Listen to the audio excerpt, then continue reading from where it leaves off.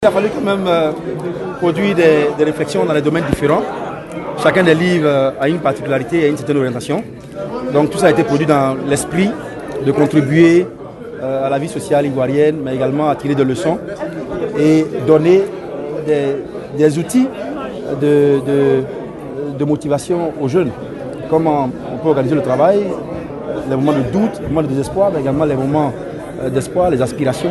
Et c'est tout ça qui a été écrit autour de ces livres avec chacun de ces livres une histoire particulière. Beaucoup de personnes se sont demandé comment on peut exercer des fonctions d'autorité avec une proximité. C'est important. Il y a un ensemble de crises aujourd'hui en Afrique et l'un des éléments explicatifs de ces crises, c'est la distance entre les décideurs et la base. Comment créer cette relation entre le développement et le cœur de l'individu? Comment mettre l'individu au cœur de nos préoccupations? Ça se gère seulement par la proximité.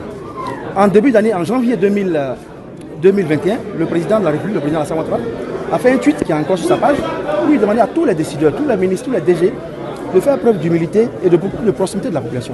Mais s'il l'a fait, c'est parce qu'il a vu et qu'il a toujours compris la nécessité d'avoir cette proximité. Elle se fait simplement par des actions, par l'écoute. Et donc, c'est ce qu'il fallait écrire, construire pour aider la classe des jeunes décideurs qui viendra demain à travailler en ayant pour priorité la satisfaction des besoins des populations. Nous lisons la presse, nous lisons vos commentaires, vous êtes tous la presse, et vous savez qu'il y a un certain niveau d'appréciation de la démocratie aujourd'hui en Afrique de l'Ouest. Pour régler ces problèmes, il faut revenir au fondement de la démocratie, au fondement de ce qui signifie des élections justes, transparentes, équitables, ce qui signifie le respect des droits de l'homme, ce qui signifie le fonctionnement optimal des institutions, ce qui signifie la gouvernance, donc les populations au cœur des préoccupations, ce qui signifie le respect des textes, ce qui signifie que tout le monde s'aligne sur le même nom, qu'on partage les mêmes valeurs et qu'on ait les mêmes aspirations en tant que pays, en tant qu'État, en tant que nation. Donc ça, c'est entre autres les éléments, mais il y a des éléments encore plus importants, ce qui est la pauvreté, par exemple, la pauvreté, l'amélioration de la vie de nos populations, les infrastructures, et donc c'est un ensemble d'éléments quand je regarde l'ensemble de l'Afrique de l'Ouest. Mais on pourrait en parler amplement à d'autres occasions. Oui, au nom des livres, il y a l'hommage à Ahmed Bakayoko qui est sorti il y a de cela 9 mois.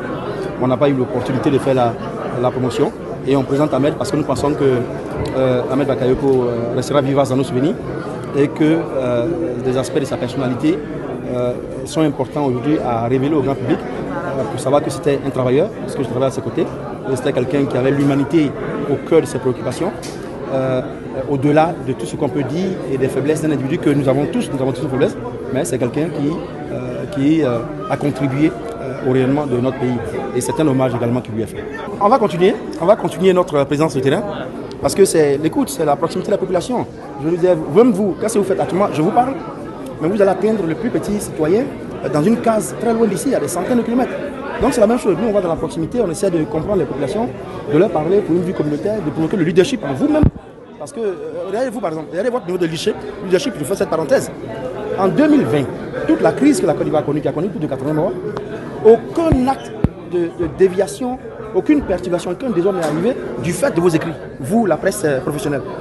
Donc vous avez fait preuve de leadership dans le sens aujourd'hui. Tout ce qui est arrivé, c'était des propos libres dans les réseaux sociaux. Donc, déjà, ces formations en leadership permettent à tout le monde de contribuer, mais également de stabiliser la communauté. C'est ce que vous avez fait. Donc, nous allons continuer ces projets-là sur le terrain, parler aux populations, avec vous, avec tous les volontaires, avec les chômeurs, avec les travailleurs, avec les gens qui sont au niveau, au bas niveau, même pour que nous ayons une vie harmonieuse. C'est le manque de vie harmonieuse qui crée souvent des tentations d'aller vers des voies non recommandables.